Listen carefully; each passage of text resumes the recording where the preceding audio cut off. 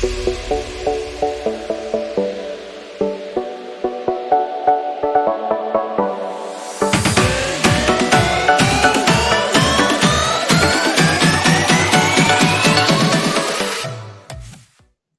students, welcome back to my channel Momentum.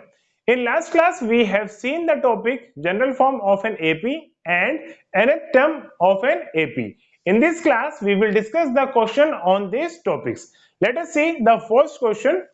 Which term of the sequence -1, 3, 7, 11 is 95?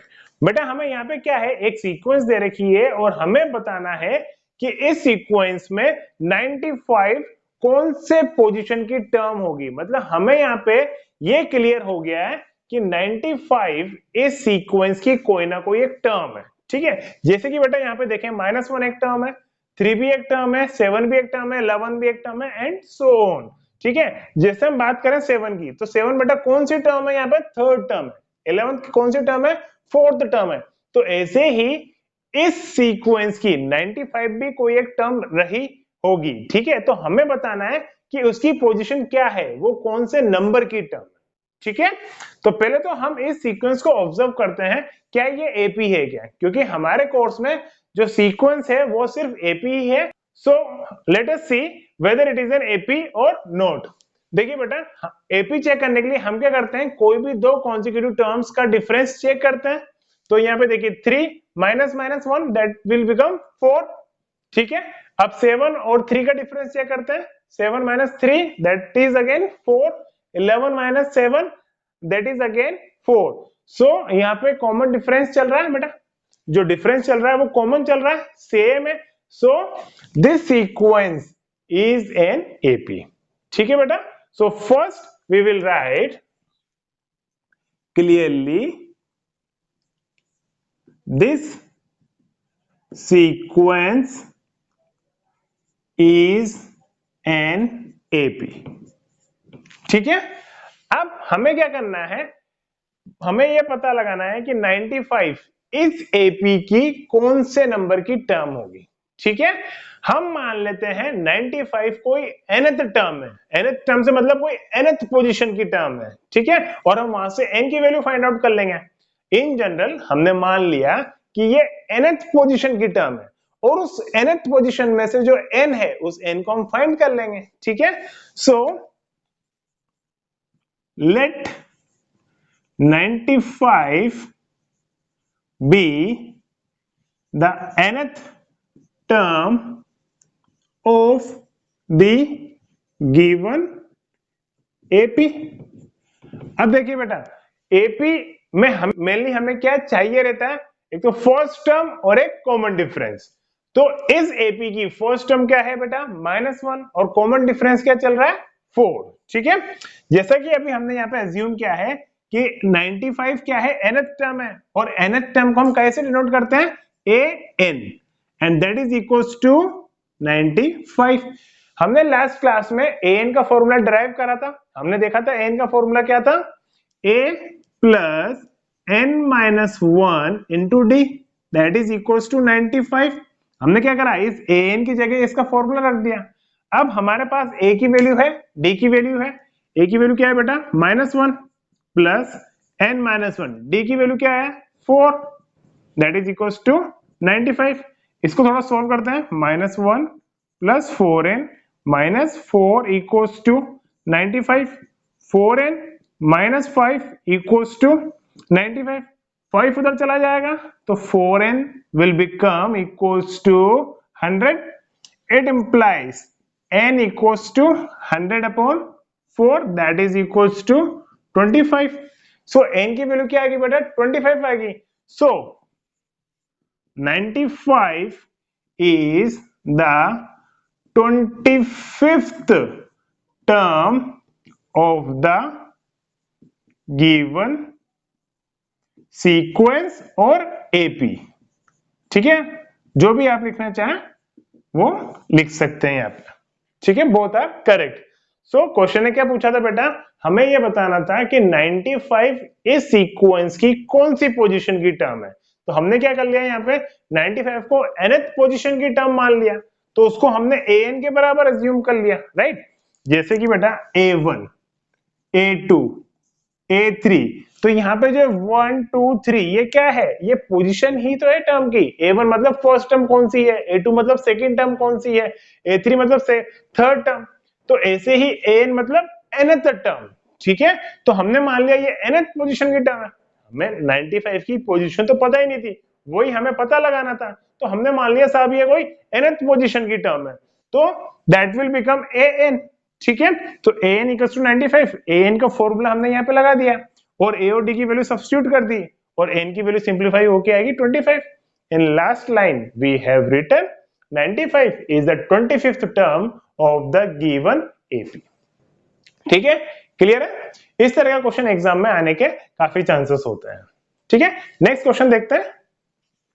How many terms are there in the sequence 3, 6, 9, 12 dot dot dot dot 111 means 111।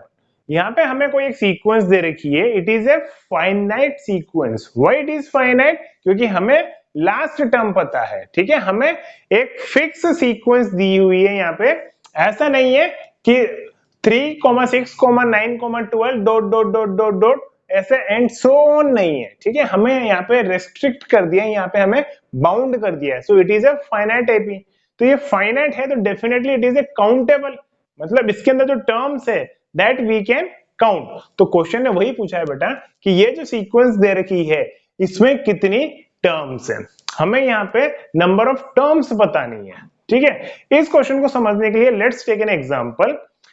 आप सभी school में पढ़ते हैं, alphabetical order के हिसाब से आप सभी के कुछ ना कुछ रोल नंबर है, ठीक है। सो लेट्स से आपके क्लास में कोई एक स्टूडेंट है उदय, ठीक है, और उसका लास्ट रोल नंबर है, ठीक है, मान लेते हैं उसका रोल नंबर है 27, ठीक है।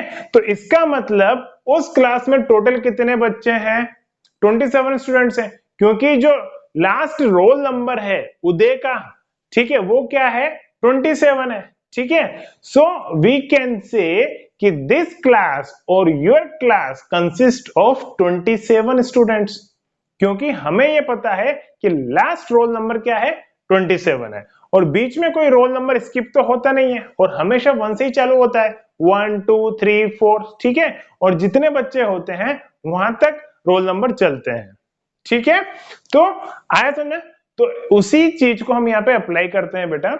मान के चलो ये फर्स्ट स्टूडेंट है, ये सेकंड है, ये थर्ड है, ये फोर्थ है and so on, and this is the last student.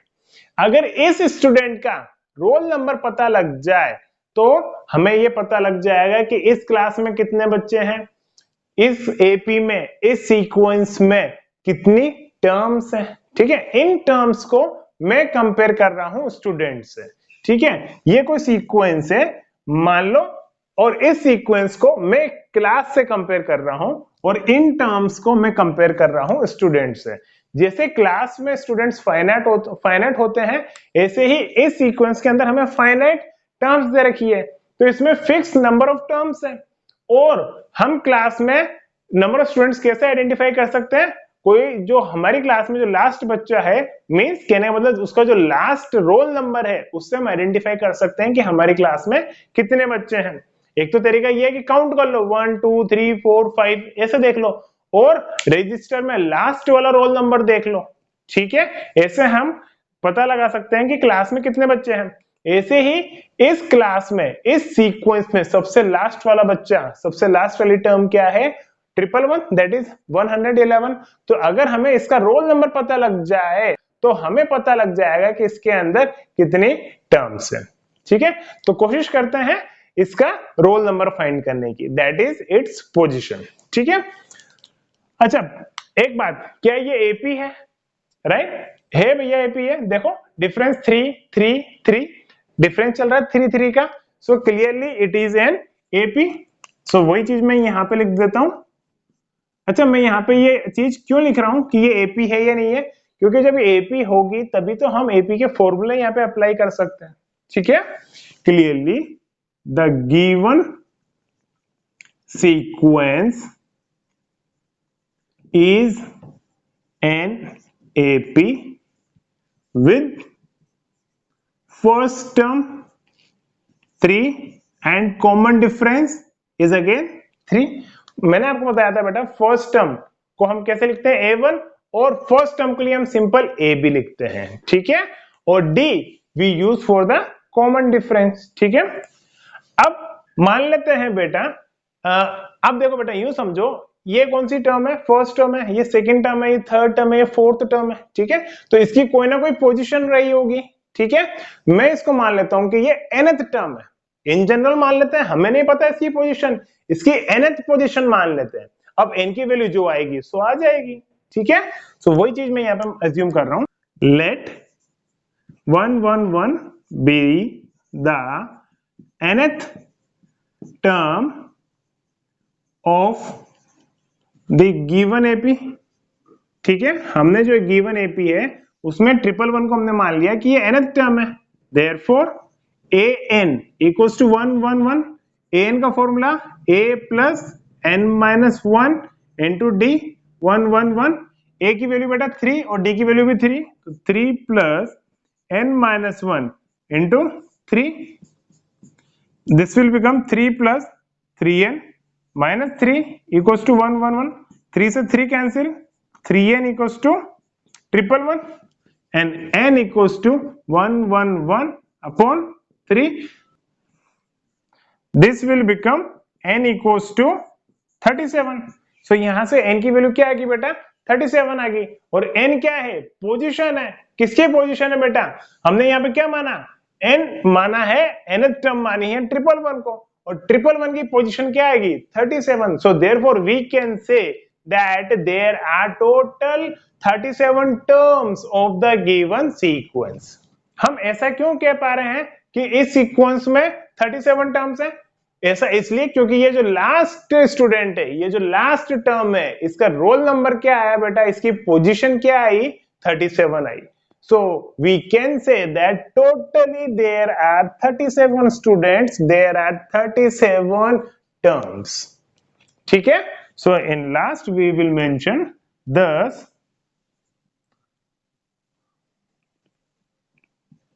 there are 37 terms in the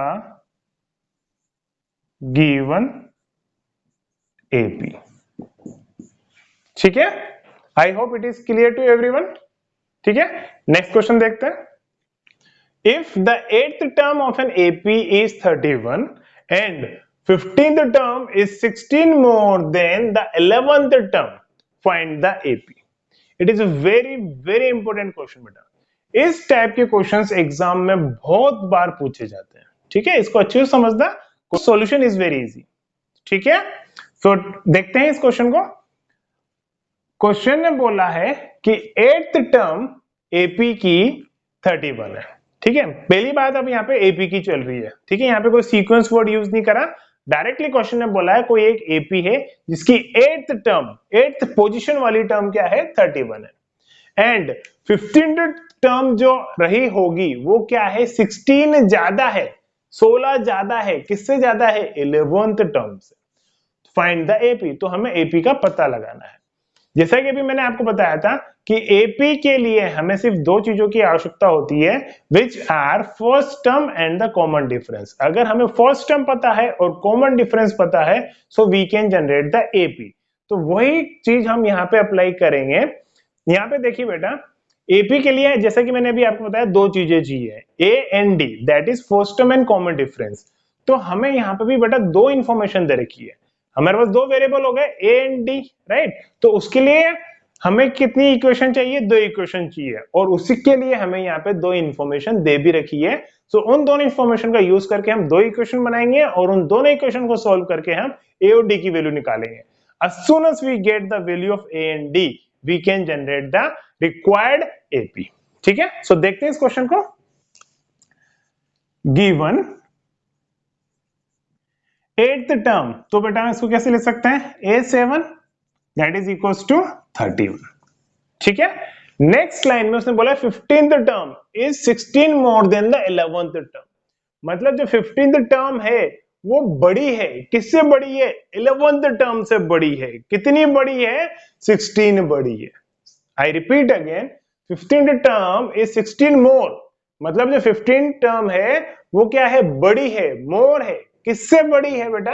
11th term से बड़ी है।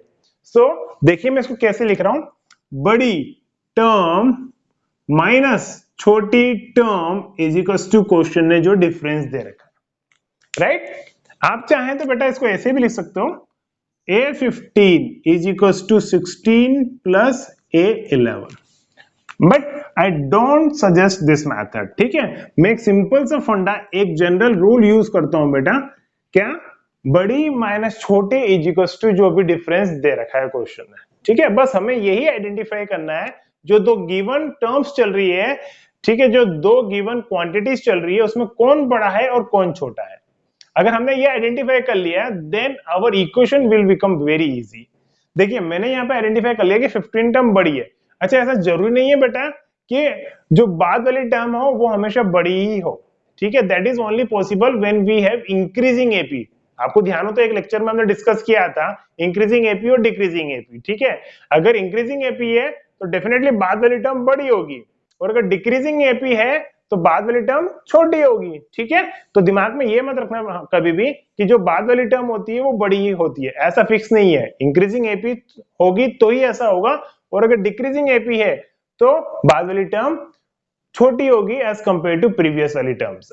ठीक है, तो हमें माइंड में ये चीज नहीं सेट करनी कि बाद वाली टर्म हमेशा बड़ी होती है। हम तो क्या करेंगे, जो क्वेश्चन में जो लैंग्वेज दे रखी है उसको अच्छे से समझ के हमारे कॉन्सेप्ट अप्लाई करेंगे। ठीक है, तो क्वेश्चन ने क्या बोला बेटा कि 15th टर्म इज 16 मोर, मतलब 15 टर्म बड़ी है। अब किससे बड़ी है? कंपैरिजन चल रहा है दो टर्म्स में, दो क्वांटिटीज में, तो 15th टर्म और 11th टर्म में कंपैरिजन चल रहा था। ठीक है, तो 15th टर्म बड़ी है 11th टर्म से, वो कितनी बड़ी है? 16 बड़ी है। सो देखते हैं इसको, A8 को हाउ वी कैन राइट बेटा। देखिए बेटा, AN को हम कैसे लिख सकते थे? A plus n minus one into D, जो यहाँ पे आता है सब्सक्रिप्टिव वही इधर आता है, तो ऐसे ही A8 क्या हो जाएगा बेटा? A plus 8 minus one into D. A15 क्या हो जाएगा? A plus 15 minus one into D. And A11 क्या हो जाएगा? A plus 11 minus one into D. यहाँ पे मैंने आपको समझा दिया है, मैं यहाँ पे डायरेक्ट लिखूंगा। ठीक है बेटा, हमें ऐसी हैबिट डालनी है कि जब भी A8 पूछा जाए हम क्या लिखेंगे? A plus 7d। देखो 8 माइनस वन कितना हो जाएगा? 7, and d as it is. अब यहाँ पे क्या हो जाएगा? A plus 14d। यहाँ क्या हो जाएगा? A plus 10d। मतलब जो भी यहाँ पे सब्सक्रिप्टर्स में से एक 1 माइनस करके हमें लिख देना है। 11 है 10d, 15 है 14d, 8 है 7d, और a plus a plus a plus तो चलेगा इसी। ठीक है, धीरे धीरे क्वेश्चंस करते करते हम ऐसी हैबिट पे आ जाएंगे। एग्जाम में आप कैसे भी लिखो, ऐसे लिखो या ऐसे लिखो, कोई फर्क नहीं पड़ता। ठीक है, हम इस तरह से लिखेंगे। सो वैल्यू सब्स्टिट्यूट करता हूं, यहां पे मैं लिख रहा हूं फर्स्ट क्वेश्चन अभी है तो मैं पूरा लिख देता हूं, a plus 8 minus one into D. अच्छा बेटा, a और d क्या है? जो AP हमें फाइंड आउट करनी है उसकी फर्स्ट टर्म और उसका कॉमन डिफरेंस है। ठीक है, आप चाहें तो स्टार्टिंग में लिख दें, let a be the first term and d be the common difference of the required AP। और यहां से क्या हो जाएगा?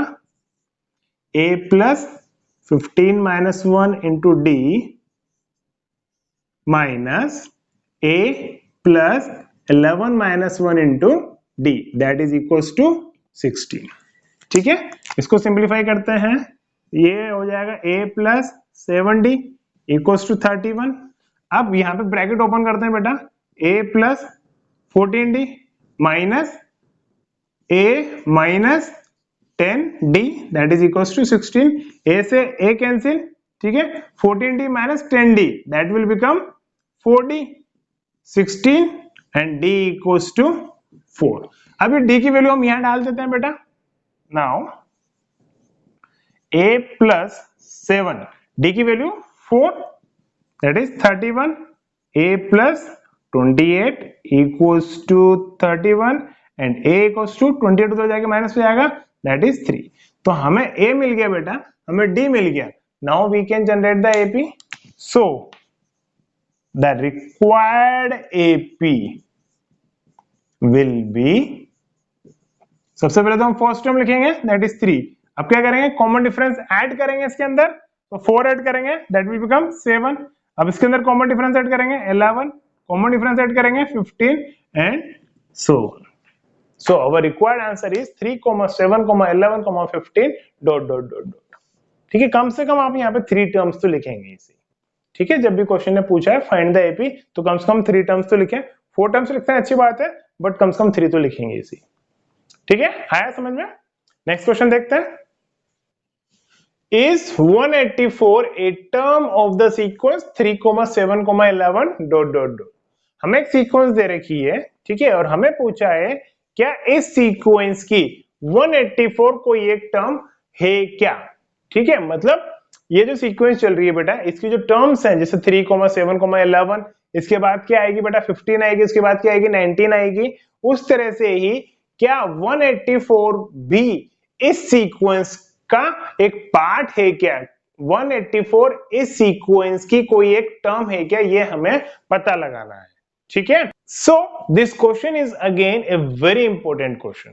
ठीक है, अब हम क्या करेंगे बेटा, अगेन हम यहां पे मान लेंगे 184 को कोई एक nth टर्म मान लेंगे कि ये इसकी टर्म है. ठीक है, तो ये कौन से नंबर की टर्म है, nth टर्म है, इस तरह से मान लेते हैं. ठीक है, अच्छा एक और चीज बेटा, ये जो गिवन सीक्वेंस है ये एपी बना रही है क्या, यस बना रही है. डिफरेंस 4 कॉमन डिफरेंस हो गया. ठीक है, which is equals to same that is 4. So लिखते हैं clearly the given sequence is an AP with first term 3 and common difference equals to 4. आप चाहें तो सिंपली A और D भी लिख सकते हैं. That is understood. A is for the first term and D is for the common difference. Let 184 be the nth term of the given AP. ठीक है, हमने मान लिया कि जो 184 है ये गिवन एपी की कोई एक nth टर्म है. ठीक है, अगर ये इसकी nth टर्म है, अगर ये वाक्य में डेफिनेटली इसकी nth टर्म है तो इसकी पोजीशन निकलेगी. राइट, कोई ना कोई नंबर की टर्म होगी, ये कोई ना कोई पोजीशन की टर्म होगी, कोई ना कोई इसका रोल नंबर होगा. ठीक है, और एक चीज बेटा, रोल नंबर हमेशा नेचुरल नंबर होते हैं. ठीक है, किसी का रोल नंबर ऐसा तो नहीं होता कि 1.5, 2.5, 3.3 रोल नंबर. राइट, ऐसा तो कभी भी नहीं होता. रोल नंबर होगा तो 1 होगा, 2 होगा, 3 होगा, 4 होगा, इस तरह से चलेगा. कभी भी ऐसा नहीं होगा किसी बच्चे का रोल नंबर 10.25. राइट, सो देखते हैं, आगे बढ़ते हैं. अभी अपन इसको थोड़ा और आगे सोल्व करके देखते हैं क्या होगा. सो an इक्वल्स टू 184 और an की जगह हम इसका formula a plus n minus 1 into d that is 184. a तो है हमारे पास 3, n माइनस 1, d भी है हमारे पास 4, 184. So 3 plus 4n minus 4, 184. तो 3 minus 4 that will become minus का 1. तो 4n minus 1 will become 184. 1 उधर चला जाएगा बेटा, तो 4n equals to 185. Here n equals to 185 upon 4. So it will become 46 1 by 4. आप इसको मल्टीप्लाई करके देखिए बेटा, it will become 184 plus 1 185. So it will become 185 upon 4. सो बेटा यहां से n की वैल्यू क्या आएगी, 46 1 by 4 which is a mixed fraction. ठीक है, और n जैसा कि अभी मैंने आपको बताया, n कोई एक पोजीशन है, n कोई एक रोल नंबर है, which is always a natural number. ये नेचुरल नंबर है क्या, नहीं है. किसी भी टर्म की पोजीशन, किसी का भी रोल नंबर कभी भी पॉइंट में, फ्रैक्शंस में, डेसिमल में नहीं आ सकता. हमेशा नेचुरल नंबर ही आएगा। सो यहाँ पे जो n की वैल्यू आई है which is not a natural number, it is a mixed fraction और it is example of fraction. ठीक है, और n को मैंने आपको कंपेयर करके बताया है, मैंने पोजीशन ऑफ टर्म को आपको कंपेयर करके बताया है आपके रोल नंबर से। ठीक है, तो आप दिमाग में ये एक ही चीज सेट करके रखना कि जब भी कोई पोजीशन की बात आ रही है इसका मतलब कोई रोल नंबर की बात आ रही है। ठीक है, तो यहाँ पे n की वैल्यू क्या आएगी 46 1/4। Here n is not a natural number, right? n क्या है? नेचुरल नंबर नहीं है, therefore 184 is not the term of the given AP. So 184 इस एपी की टर्म पॉसिबल नहीं है। देखो बेटा समझने की कोशिश करना, मैंने क्या किया, सबसे पहले तो ये आइडेंटिफाई कर लिया जो गिवन सीक्वेंस है वो क्या है, एक एपी है। एपी की फर्स्ट टर्म क्या है 3 है और कॉमन डिफरेंस क्या है 4 है। ठीक है, फिर क्वेश्चन ने बोला था कि हमें पता लगाना है कि 184 इसकी कोई टर्म है क्या। ठीक है, अगर इसकी 184 टर्म है तो डेफिनेटली इसकी कुछ ना कुछ पोजीशन होगी।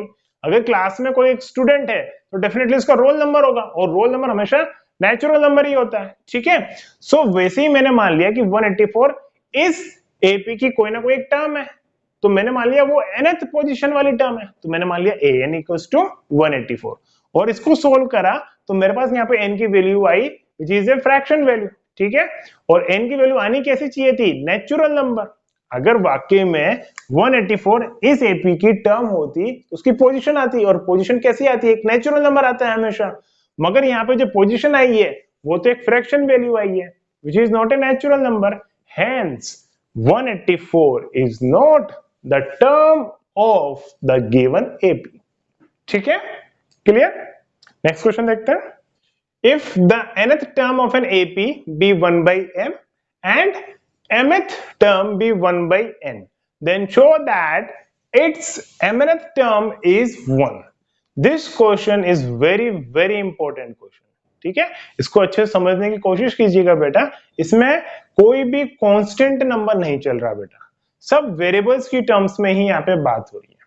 ठीक है, जैसा कि मैंने भी आपको बताया था 2 क्वेश्चंस में कि कोई भी एपी के लिए हमें 2 ही चीजों की रिक्वायरमेंट होती है, which are first term and the common difference, means 2 information चाहिए होती है। ठीक है, और उन दोनों वैल्यू को निकालने के लिए, ए और डी को निकालने के लिए हमें 2 इंफॉर्मेशन चाहिए, कहने मतलब 2 इक्वेशन चाहिए, और दोनों इक्वेशन हमें यहां से मिलेगी। फर्स्ट इक्वेशन तो यहां से मिलेगी nth टर्म से, और सेकंड इक्वेशन मिलेगी हमें mth टर्म से।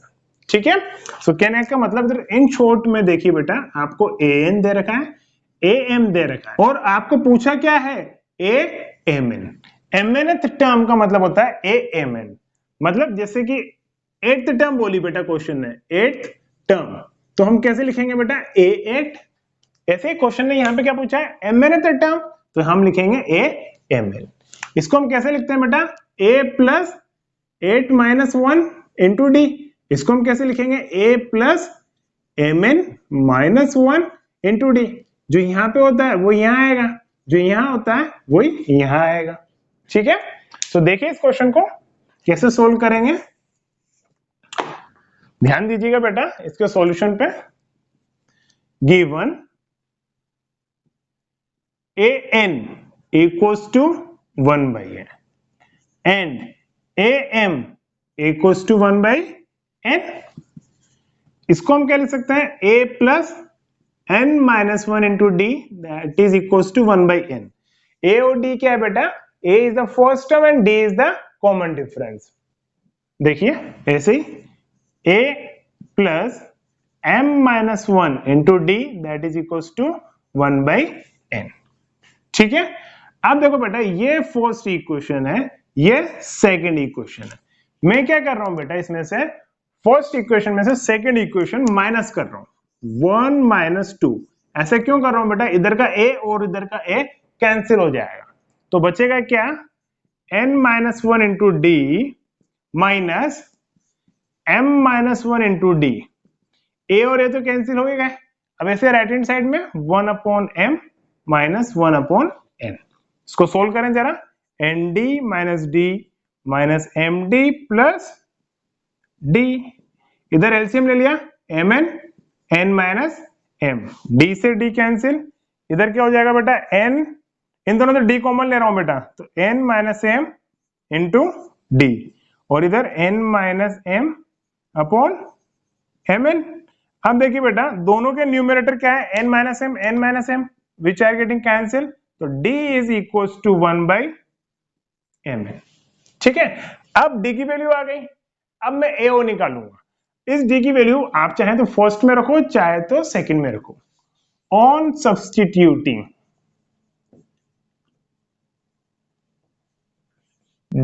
D equals to 1 by M n in first, हमने फर्स्ट में डाल दिया बेटा। ठीक है, तो फर्स्ट ईयर तो A plus n minus one, D की जगह 1 by M N that is equals to 1 by M. ध्यान रखना बेटा 1 बाई एम, एम और एन में कंफ्यूज मत हो जाना। सो ये क्या हो जाएगा बेटा, इससे मैं इसको मल्टीप्लाई करता हूं, इसको मल्टीप्लाई करता हूं, तो n upon M N minus 1 upon M N that is equals to 1 by M, n से एन कैंसिल, तो a plus 1 by m minus 1 by M N that is equals to 1 by m, 1 by m और 1 by m cancel, ये minus का है उधर जाएगा right hand side में, that is equals to 1 by M n. तो यहां से a की वैल्यू आ गई, d की वैल्यू आ गई। ठीक है, हमें a और d चाहिए रहते हैं मेनली। ठीक है, अब देखिए क्वेश्चन ने क्या पूछा था हमें, a एम एन। ठीक है, अब हम ये निकालने की कोशिश करते हैं, और पूछा क्या था बेटा, हमें तो यहाँ पे बहुत अच्छी बात क्या दे रखी है क्वेश्चन है कि प्रूव करिए कि ए एम एन कितना है, 1 है। मतलब हमें यहाँ पे पहले से ही आंसर पता है कि हमें यहाँ पे एम एन की वैल्यू क्या लेके आनी है, 1 लेके आनी है। सो ए एम एन क्या हो जाएगा बेटा, A plus A M N minus 1 into D. आया समझ में कैसे हो रहा है ये, ए एन क्या होता है बेटा, A plus N minus 1 into D होता है। ठीक है, तो n की जगह n, इधर एम एन की जगह एम एन। अब a की वैल्यू क्या है बेटा, a की वैल्यू है हमारे पास 1 बाई एम एन, ये एम एन माइनस 1, d की वैल्यू भी क्या आई थी बेटा हमारे पास 1 बाई एम एन, ये हमने यहाँ सब्स्टिट्यूट करी ना d की वैल्यू। अब इसको मैं इस ब्रैकेट से मल्टीप्लाई कर लेता हूँ 1 बाई एम एन, तो ये m n by M n, पहले मैंने इससे मल्टीप्लाई किया, अब माइनस 1 से मल्टीप्लाई करूंगा, माइनस 1 अपॉन एम एन। ठीक है, ये किसकी वैल्यू आई, ए एम एन। अब यहाँ पे देखो बेटा ये एम एन से एम एन कैंसिल, तो 1 बचेगा, और ये देखो 1 बाई एम एन और माइनस का 1 बाई एम एन, ये दोनों अपने आप में कैंसिल हो गए। तो यहाँ पे क्या बच रहा है, ये दोनों कैंसिल हो गए आपस में, तो ये तो हो गए 0, और यहाँ पे क्या बच रहा है बेटा 1, इन दोनों कट के ये आंसर 1, तो a M N that is equals to 1 and that's what we have to prove. यही हमें प्रूफ करके बताना था। ठीक है, so it's a easy question but it is a very important question. ठीक है, एग्जाम में इसके आने के भी काफी चांसेस होते हैं, कंपटीशन एग्जाम में भी। ठीक है, सो इसमें हमने क्या करा बेटा, बहुत सिंपल सा काम किया है, 2 इंफॉर्मेशन दे रखी थी, उससे 2 इक्वेशन बनाई है, a की वैल्यू निकाली, d की वैल्यू निकाली। ठीक है, चाहे पहले a की निकालो चाहे d की निकालो, उससे कोई फर्क नहीं पड़ता। ठीक है, फिर हमने यहाँ पे पहले d की निकाली, और फिर d की निकालने के बाद फिर a की वैल्यू निकाली।